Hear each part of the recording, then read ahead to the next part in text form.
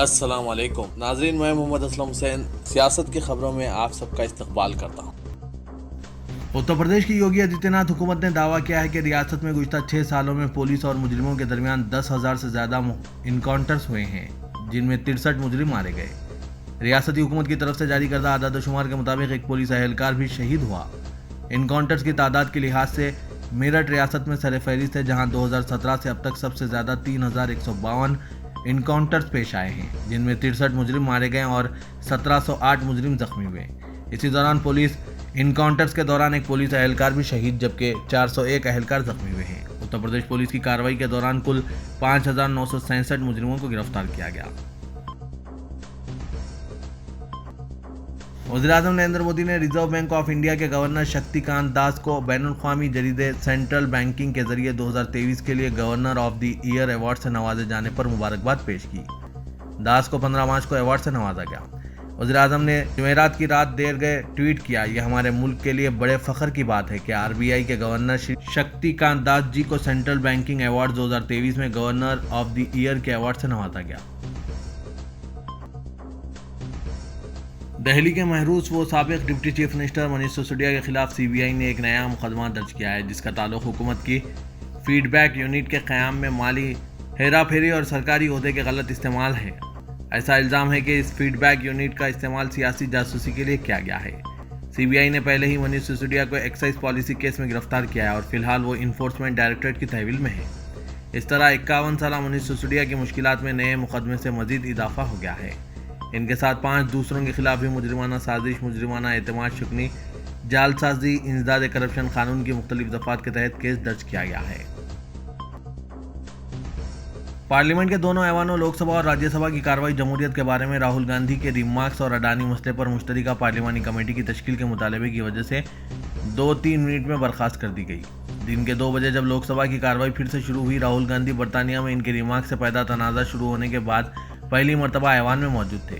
कुर्सी सदारत पर फायज सोलंकी ने अरकान से ख्वाहिश की कि वो अपनी नशिस्तों पर बैठे रहें और नारेबाजी बंद करें ताकि बहस कराई जा सके, लेकिन अपोजिशन और बरसर-इख्तियार जमात के अरकान ने नारेबाजी जारी रखी और महज 1 मिनट बाद ऐवान को मुलतवी कर दिया गया। सुबह के सेशन में ऐवान की कार्रवाई सिर्फ 2 मिनट तक जारी रही।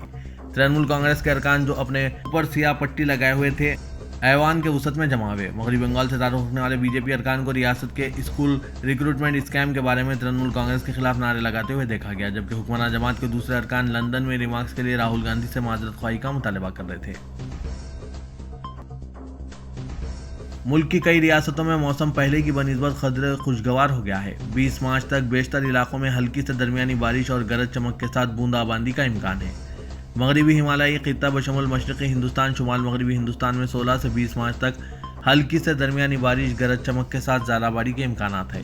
हिंदुस्तान के महकमा मौसमियात ने खबरदार किया है कि अहम पैदावारी रियासतों में अगले 10 दिनों में वसती, शुमाली और मगरबी इलाकों में मज़ीद बारिश और ज़ालाबारी हो सकती है।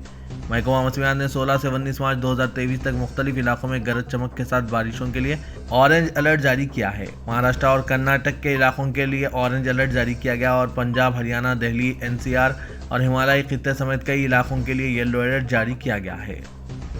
इसके अलावा तेलंगाना, छत्तीसगढ़, झारखंड और मध्य प्रदेश में 16 से 19 मार्च के दरमियान बारिश होने की पेशकशी की गई है। इसी दौरान महाराष्ट्र और तेलंगाना के कई इलाकों बशमूल मुंबई में औसतन तेज बारिश और ज़ालाबारी देखी गई। मुंबई और महाराष्ट्र के दीगर अजला में फैल रही बीमारी H3N2 वायरस इन्फ्लुएंजा से मुतालिक वज़ीर-ए-आला एकनाथ शिंदे की क़यादत में विधान भवन में एक अहम मीटिंग मुनक़्क़िद की गई, जिसमें वज़ीर-ए-आला ने इस बीमारी की रोकथाम के लिए अहम हिदायतें जारी की और तमाम महकमों को इस सिलसिले में अलर्ट हो जाने का हुक्म दिया। उन्होंने ये भी कहा कि इस बीमारी से रियासत के शहरियों को महफूज रखने के लिए अवामी बेदारी मुहिम चलाई जाएगी। महाराष्ट्र के वज़ीर-ए-आला शिंदे ने यह भी कहा कि इन्फ्लुएंजा में मुब्तला मरीजों का फौरी तौर पर इलाज किया जाए। इनके इलाज के लिए जिन दवाओं की ज़रूरत है, अस्पतालों में इनका मतलूबा ज़ख़ीरा होना चाहिए।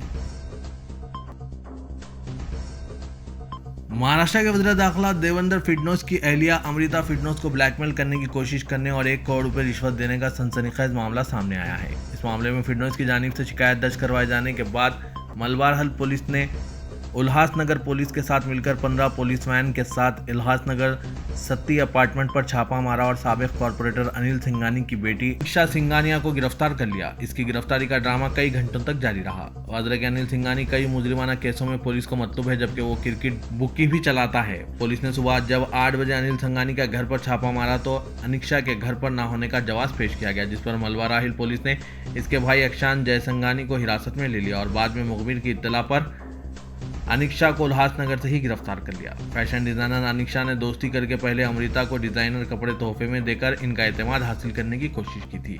इसके बाद इसने अपने वालिद के खिलाफ चंद केस दर्ज होने की बात बताई और केसेस को खारिज कराने में मदद करने की अपील की। साथ ही 1 करोड़ रुपए रिश्वत देने की कोशिश की, जिस पर अमृता फिडनोस ने अपने शौहर को यह बात बताई और उन्होंने इस मामले में फिर शिकायत दर्ज करवाई। गुज़िश्ता 9 महीने से महाराष्ट्र में शिवसेना के सिलसिले में जारी तनाज़ा जो सुप्रीम कोर्ट तक पहुंच गया है, इस पर रोजाना की बुनियाद पर सुनवाई के बाद जुमेरात को सुप्रीम कोर्ट ने अपना फैसला महफूज कर लिया। इस मामले पर सुप्रीम कोर्ट में समाअत मुकम्मिल हो गई और शिंदे ग्रुप और उद्धव ग्रुप के वकीलों ने अपने अपने दलाइल से कोर्ट को मुतमईन करने की कोशिश की। अदालत उज़्मा ने दोनों फरीकों की दलीलें सुनने के बाद फैसला महफूज कर लिया और सभी मुंतजिर हैं कि फैसला किसके हक में आता है। वाजरा के शिवसेना तनाज़े से मुतालिक समाअत की शुरुआत ठाकरे ग्रुप की तरफ से कपिल सिब्बल ने की थी और इसके बाद अभिषेक मनु सिंघवी ने दलीलें पेश की। फिर गवर्नर और शिंदे ग्रुप के वकील महेश जेठ मलानी, हरीश साल्वे और नीरज किशन कौल की तरफ से दलीलें पेश की गई है। बजट इजलास के दूसरे मरहले में तृणमूल कांग्रेस की रुकने पार्लियामेंट महुआ मित्रा ने लोकसभा स्पीकर पर इल्जाम लगाया और कहा कि स्पीकर हमें बोलने की इजाज़त नहीं दे रहे हैं और ये जमहूरियत पर हमला है। महुआ मित्रा ने ट्वीट करके लिखा है कि गुज़िश्ता 3 दिनों में स्पीकर ने सिर्फ बीजेपी के वज़रा को माइक पर बोलने की इजाज़त दी और फिर पार्लियामेंट को मुलतवी कर दिया। अपोजिशन के एक भी रुकन को बोलने नहीं दिया गया। जमहूरियत पर हमला हो रहा है। महुआ ने यहाँ तक कहा कि वो इस ट्वीट के लिए जेल जाने के लिए भी तैयार हैं। जैसे जैसे कर्नाटक में असेंबली इंतखाबात करीब आ रहे हैं, रियासत में सियासी सरगर्मियां बढ़ती जा रही है। सिर्फ सियासी पार्टियां ही नहीं बल्कि राष्ट्रीय एवं सेवक संघ यानी RSS ने भी अपनी सरगर्मियां तेज कर दी है। तंजीम ने गुज़िश्ता चंद महीनों में रियासत में अपना काम तेज कर दिया है। इसमें रियासत में अपनी रसाई को बढ़ाने के लिए हिमात शामिल हैं, खास तौर पर इन खित्तों में जहां हिंदुत्व ताकतों को मजबूत किया जा सकता है। इसके साथ ही समाज के मुख्तलिफ तबकात के साथ राब्ते के प्रोग्राम भी शामिल हैं। रियासत के जनूबी हिस्से में, जिसे RSS कर्नाटक दक्षिण के तंजीमी जोन के नाम से ताबीर करती है, 355 से ज़्यादा विस्तार तैनात किए गए हैं जो आवाम से राब्ता करने का काम करेंगे। जम्मू कश्मीर की साबिक वज़ीर आला महबूबा मुफ्ती ने जिला पुंछ के दौरे के दौरान नोगरा मंदिर में पूजा की। इसके बाद उन्होंने पूरे मंदिर का चक्कर लगाया और शिवलिंग का जल अभिषेक भी किया। उन्होंने मंदिर के अहाते में बने यशपाल शर्मा की मूर्ति पर फूल भी निछावर किए। बीजेपी महबूबा के इस फाल से चिरागपा हो गई है और इसने महबूबा मुफ्ती के मंदिर के दौरे को ड्रामा कहकर निशाना बनाया। बीजेपी का कहना है कि महबूबा मुफ्ती का मंदिर जाना महज एक सियासी चाल है। वहीं सहाफ़ियों से बात करते हुए महबूबा ने कहा कि हिंदुस्तान एक सेकुलर मुल्क है और किसी के मंदिर जाने पर हंगामा नहीं होना चाहिए। ये गंगा जमनी तहजीब है।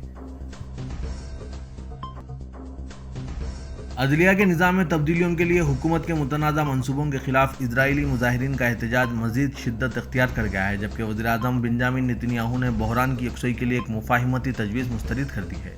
मुल्क के सदर हेर्ज़ोग ने तातुल दूर करने के लिए एक मंसूबा पेश किया, लेकिन फरीक इससे मुतमईन नहीं है। नेतन्याहू और इनके इत्तेहादी अपने हकीकी मंसूबे पर अमलावरी के लिए बज़िद हैं। हालांकि कई हफ्तों से बड़े पैमाने पर एहतजाज किया जा रहा है और इजरायली समाज के मुख्तलिफ तबकात इसकी मुखालिफत कर रहे हैं। मुंतखब हुकूमत आमेला को ज़बरदस्त इख्तियारात दिलाने के लिए कोशां है, जिसके नतीजे में वो किसी को जवाबदेह नहीं होंगे और एक तरह से आमिराना निज़ाम कायम होगा। इस दौरान इजरायली सदर ने मुल्क के मौजूदा हालात पर फिक्रमंदी का इजहार किया और कहा कि इससे मुल्क में खाना जंगी का खतरा है।